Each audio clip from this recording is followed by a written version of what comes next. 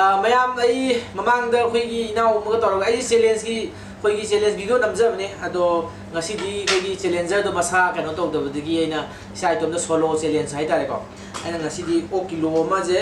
kilo khai kano je sigi piece aina kahal laga kilo khai piece ni je si je kahal laga aina kano to ja bane ba ngasi di challenge to ja ni sai tom da dum solo challenge to ja ga to bane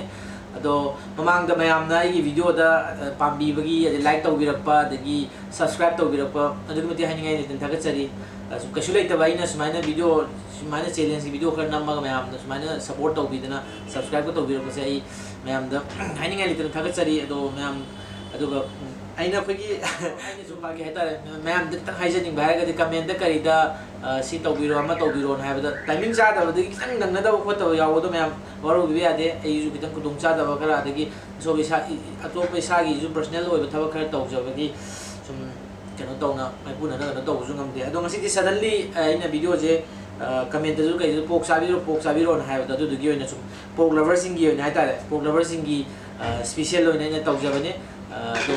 challenger di yaw dre tom da solo challenge na to ja ge na to ja ba ne mayam ado video je saksal lagi yang bi ganu barak te nungai ben te teng oi ba mayam nungai ba chumit ki kumai oi mayam yaw khini mayam video je short section da video forward to da video yang biro ado loi bo dang yang video je ngan je ina video ma kaino gi punishment da morok cha bagi to ja ge do ado mayam na comment da kai do sum es ado ha chang phok ne ma to ne ha do ai adugi matang de yum de ko lai ba akoi mai ju ko lai ima ko lai wanda phone to ra hai re ni wona ni morok to sing pai chai ran hai re ko adai ni sa de da kai di noi keno to ra cha ba sa ra ga no thok ki to ko hai ja le ba ado mi ni design na hai da nang ko to cha ma da video to ka ko ma de na ai na extreme so ge sa de ko te nang na ko cha ba bu ngo psychotics na ra na ting ang pi ne ba adai na sum video ji pam za gi keno to ne jabane mayam gi sum bit da haitare purpose ara ga di sum awa potha na entertainment sigatani ado mayam na saba thakpa du ada na ha do haibi bu sum mayam blogger di mayam lai re ado akoi mayam lam atop to mayam lai da gi blogging gi lai re adagi motivational gi ali comedy gi everything loi lai no koi manipur je jo at lai ti khuding ma du siuma challenge ke ma ju lai ha do ju gi ying ba kya ma ju lai ram gani viewer siuma challenge ying ba adugi da mangte na senja di video je atop ai ju video blogging ke to be ado ina sidai dai na khana na to ja bane ado mayam na aina yeng ba da ngang ba sak pa da ngai ta ba ina yaw suggestion pi biro du ai sendok sanau tan ja log jage ado video je loi ho ngi ai amarak ma ta jo mai gi subscribers in ga ju log ja ga subscribers in ga jo ai challenge to ja kani ado comment da dom hai biro mo ai subscribers in ma ta gi jo ado eno kai no ngai se ta je ko gi unlike ta ro pa je video je kena to ro kan unlike to ro pa je tau di soi tau do ro dum khange ba emotion du yuane ai da do ado anda ki video je unlike to tau biro no ado ga sigi kai material je sabi da ba yaw ga ju me am ngam pi ga ni si pro lovers in gi hai tare to ja bani ado to pa am gi ju pa si da sabi da ba me am gi ju dum hai biro ai matang dum to ja ke ado pok se kilo mani si ji ni kilo mani pura sini tau bi je kilo mani si ji ni ado hauna ba tau ra ke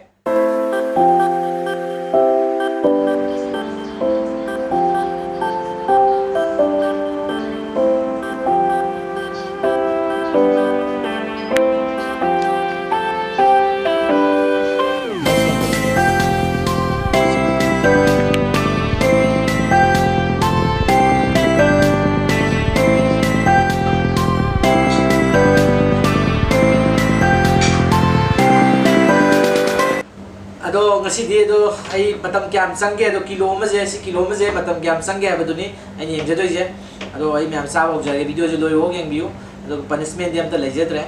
ado yeng bi re enjoy to bi do patani do mang da support am to bi pa do ki matik mai je ado ai gi video ho ngai mang da in hai je ning ba bo ai gi like to bi mo subscribe to bi mo do WhatsApp group sing Facebook sing da ai gi subscriber sing na share to bi si ke ta ne hai je do do share to bi ka bi ga no do mem ai honam to ja ge 3 2 1 start.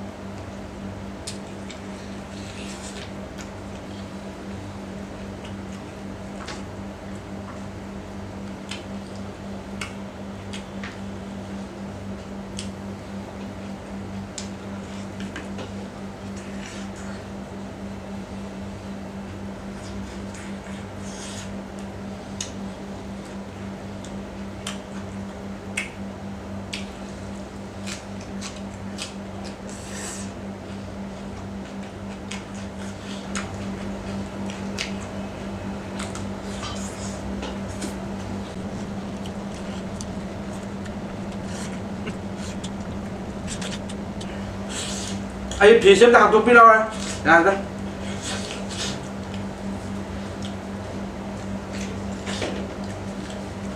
Phía xem tao tôi biết đâu.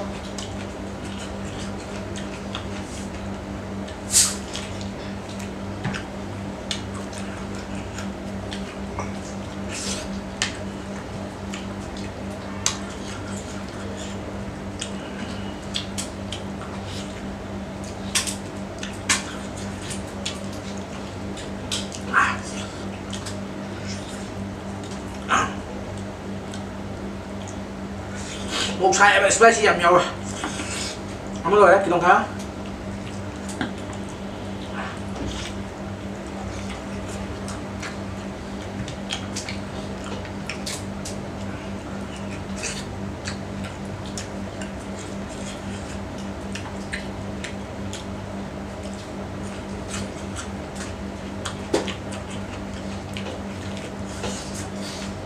Thank you.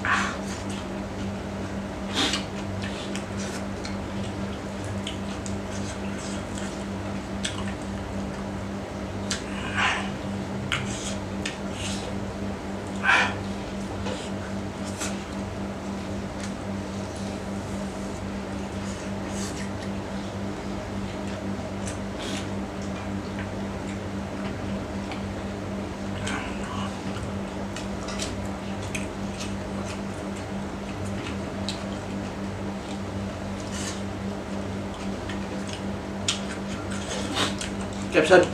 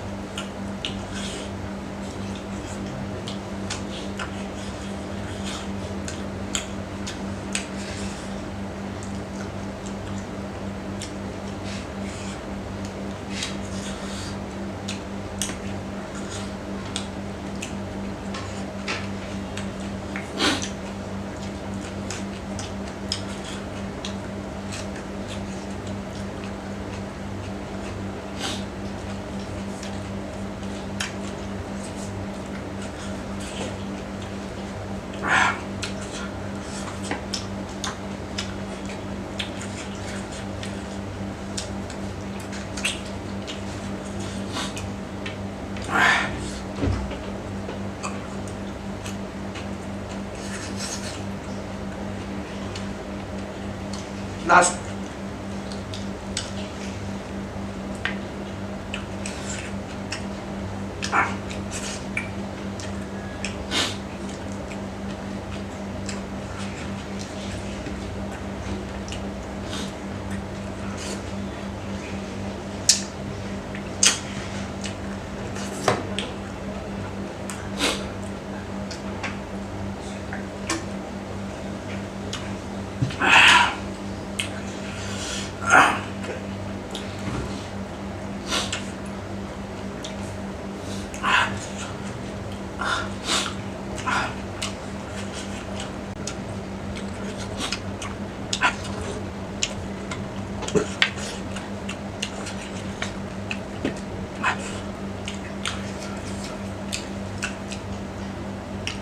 Voilà.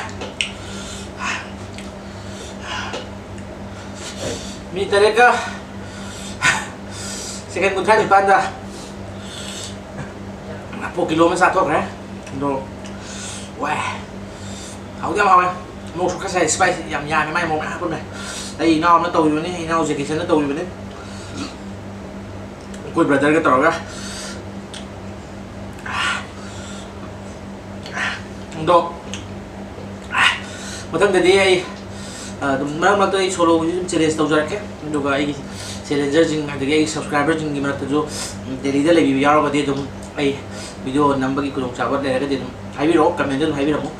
ꯑꯗꯨꯒ ꯁꯤ ꯀꯣꯛꯁꯦ ꯀꯣꯅꯣꯠ ꯄ꯭ꯂꯦꯁꯇꯒꯤ ꯂꯩꯖꯕꯅꯤ ꯈꯨꯞꯆꯥꯟ brothers ꯍꯥꯏꯅ ꯑꯃ ꯂꯩ ꯑꯗꯨꯗꯒꯤ ꯂꯧꯖꯕꯅꯤ ꯑꯗꯣ ꯃꯌꯥꯝ ꯗꯦꯜꯂꯤꯗ ꯂꯩꯕ ꯁꯥꯎꯠꯇ ꯂꯩꯕ ꯌꯥꯎ ꯇꯥꯔꯒꯗꯤ ꯑꯣꯛ ꯑꯍꯥꯎꯕ ꯃꯐꯝ ꯐꯪꯐꯝꯅꯤ ꯍꯧꯖꯤꯛꯀꯤ ꯈꯨꯞꯆꯥꯟ ꯕ꯭ꯔꯗꯔꯁ ꯍꯥꯏꯅ ꯒ꯭ꯔꯤꯟ ꯄꯥꯔꯛꯇꯁꯨ ꯂꯩꯕꯅꯤ ꯑꯗꯣ ꯁꯤꯒꯤ ꯀꯣꯅꯣꯠ ꯄ꯭ꯂꯦꯁꯀꯤꯗꯨꯅ ꯈꯔ mahal nih mana tu ada cat pira kadam naik biong, oh ini jual ini sana video nam ni kau nam hari tu extra gram jual pe, tu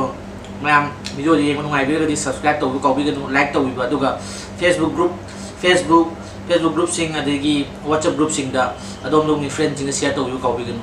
yang di support ngai je, tu ngasih dia yang solution je, ya fair.